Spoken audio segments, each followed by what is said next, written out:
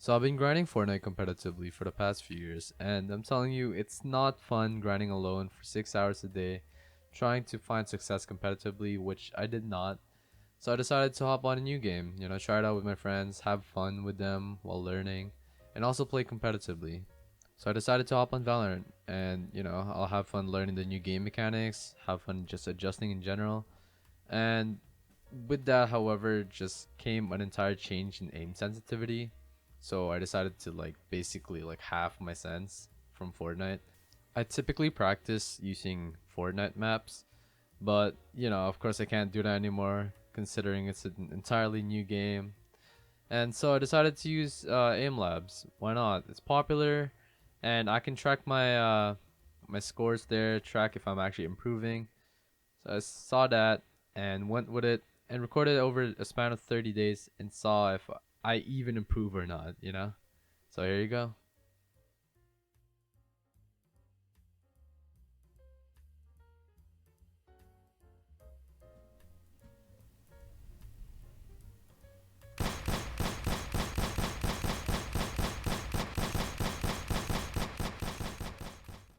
So for day one, I set the rules to whatever this whole thing that I'm doing.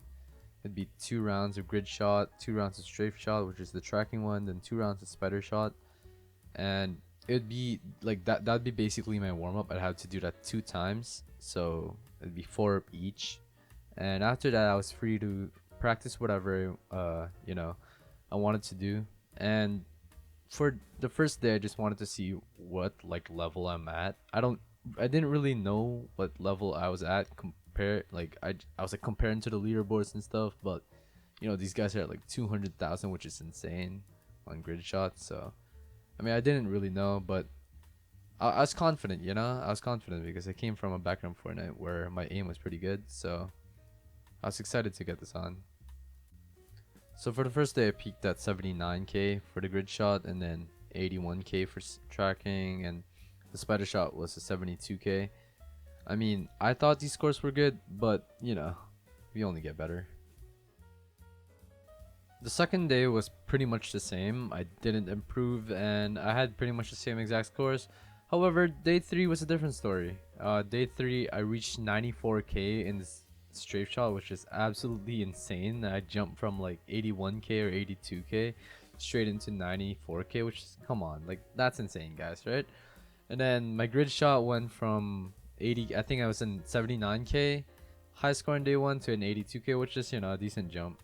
And grid shot, or what's it called, spider shot, became a 73k, which is not that big of a difference either, but hey, it's an improvement.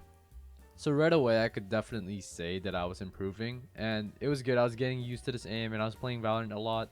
I was having fun. I had some improvements in day 4. I jumped to an 86 to 87 kind of k on grid shot, and then for strafe track, jump into a 95k, which is okay, and then jump to a 77k on spider shot. Slight improvements, and I could again, I could see slight improvements, and it was just, I don't know, it was just pretty great to see.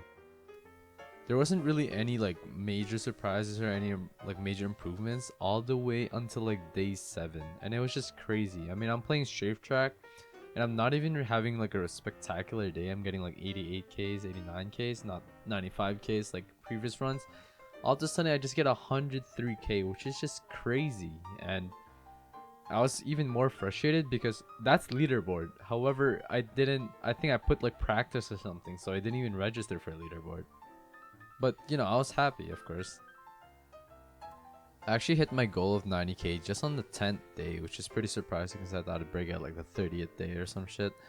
But I was happy, and my strafe track was steadily improving, just the average, but I actually never hit over even 100k ever again, which is, so 103k was my high score, or 104.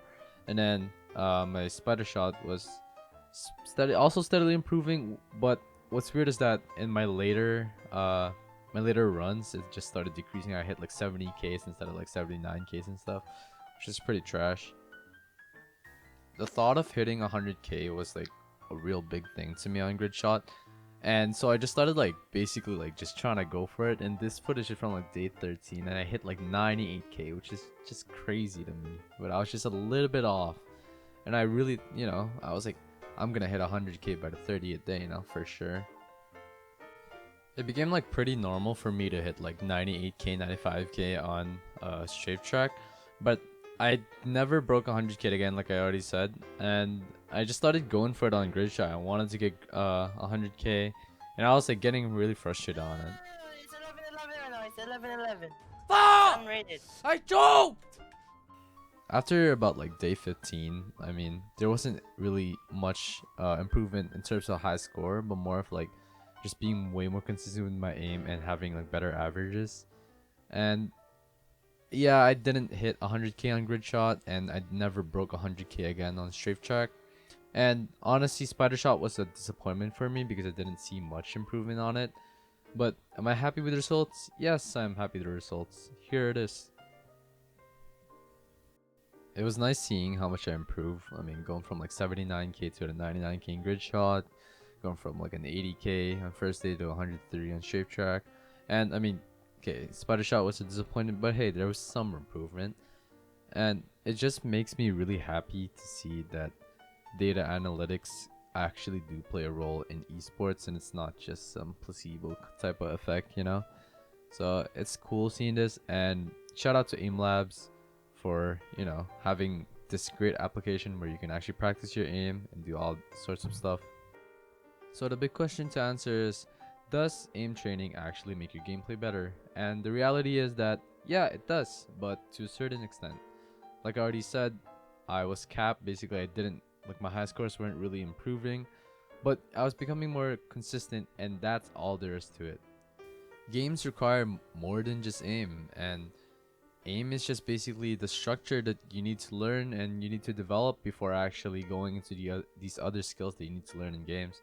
So yeah, practice your aim, get better, but don't be obsessed with it. It's not gonna be the complete game changer.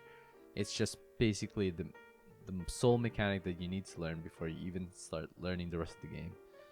Aside from that, yes, it does make your gameplay better. So practice your aim and practice other skills harder.